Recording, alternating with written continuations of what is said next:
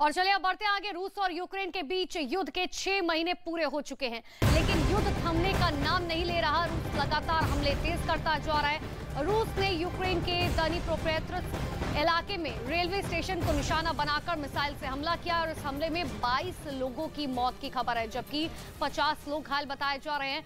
खुद यूक्रेन के राष्ट्रपति व्लादिमीर जेलेंस्की ने इस हमले के बारे में जानकारी दी है। तो यूक्रेन पर लगातार रूस की तरफ से ताबड़तोड़ हमला किया जा रहा है और इसी बीच ये बड़ी जानकारी आपको दे रहे हैं, जहां पर यूक्रेन की तरफ से ये बड़ा हमला किया गया, जिसमें जानकारी दी जा रही है कि देखिए 22 लोगों की मौत की जानकारी है, कई लोग घायल हुए। तबाही की तस्वीरें देखिए। रूस के हमले में 50 लोग करीबन घायल बताए जा रहे हैं। तो बड़ी जानकारी इस वक्त की।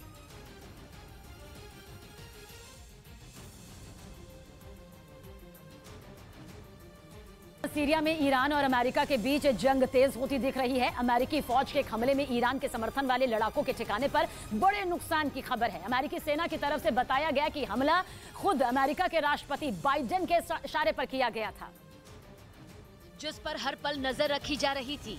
अमेरिकी फौज का दावा है कि उन्हें ईरान के समर्थन वाले आतंकियों के ठिकानों की पक्की खबर थी, इसलिए बेहद सटीक हवाई हमले किए गए, जिनमें दुश्मन को संभलने तक का मौका नहीं दिया गया।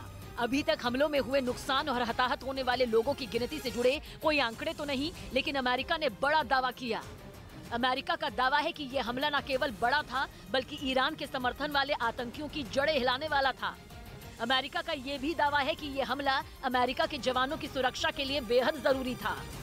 इसलिए माना जा रहा है कि अमेरिकी फौज का यह हमला सीरिया में 15 अगस्त को हुए हमलों का बदला लेने के लिए किया गया। 15 अगस्त को सीरिया में अमेरिकी फौज के ठिकानों पर ड्रोन से हमले किए गए थे, जिनमें अमेरिकी फौज को बड़ा नुकसान हुआ था। ऊपर से ये हमले पूर्वी सीरिया के एक ऐसे हिस्से में हुए जो रणनीतिक लिहाज से बेहद अहम है।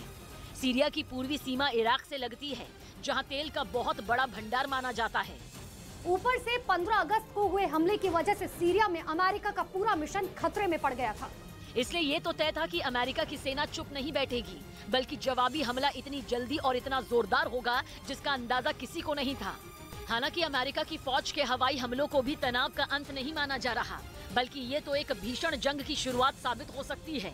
ईरान ने अगर इन हमलों का जवाब देने की कोशिश की तो सीरिया में एक और अंतहीन जंग तय है।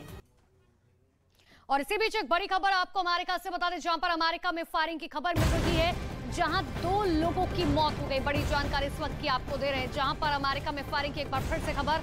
वॉशिंगटन इलाका जिसमें फायरिंग हुई है और गोलीबारी में 2 लोगों की मौत की जानकारी अब तक निकलकर सामने आ रही है। बड़ी जानकारी इस वक्त की आपको दे रहे हैं। अमेरिका के वॉशिंगटन में फायरिंग हुई है, गोलीबारी में 2 लोगों की मौत हो चुकी है। हालांकि ये गोलीबारी क्यों की गई, इसके बारे में अब तक जानकारी नहीं।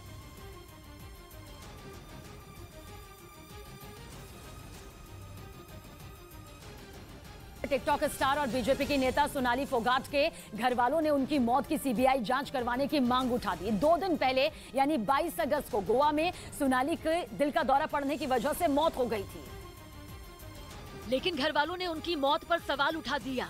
परिवार का आरोप है कि किसी साजिश के तहत सोनाली फोगाट की हत्या की गई। न्याय हमारे को चाहिए भाई, सीबीआई इंक्वायरी होनी चाहिए और नार्को टेस्ट होना चाहिए। यही नहीं, घर वालों ने सोनाली के पीए सुधीर सांगवान को उसकी मौत का जिम्मेदार ठहरा दिया। गोवा पुलिस को दी गई शिकायत में परिवार ने सुधीर और उनके दोस्त सुखविंदर पर रेप करने और वीडियो बनाकर सोनाली को ब्लैकमेल करने का इल्जाम लगाया। और ये भी आरोप है कि सोनाली की मौत के बाद सुधीर सांगवान ने ही उनका लैपटॉप और मोबाइल गायब करवा दिया। साथ ही ये भी कहा गया कि वो हर वक्त सोनाली पर नजर रखता था और पिछले कई महीनों से उनके खाने में कुछ मिलाता आ रहा था।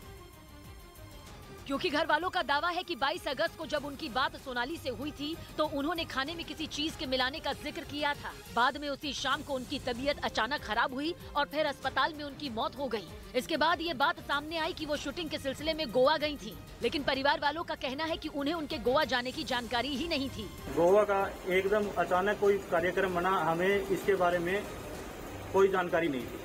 यही नहीं, परिवार ने गोवा पुलिस पर जानबूझकर सुधीर सांगवान के खिलाफ कार्रवाई नहीं करने का आरोप लगाया। साथ ही उनका पोस्टमार्टम दिल्ली के एम्स अस्पताल में कराने की मांग भी की। हालांकि खुद गोवा के मुख्यमंत्री प्रमोद सावंत ने इस मामले की हर एंगल से जांच का भरोसा दिया।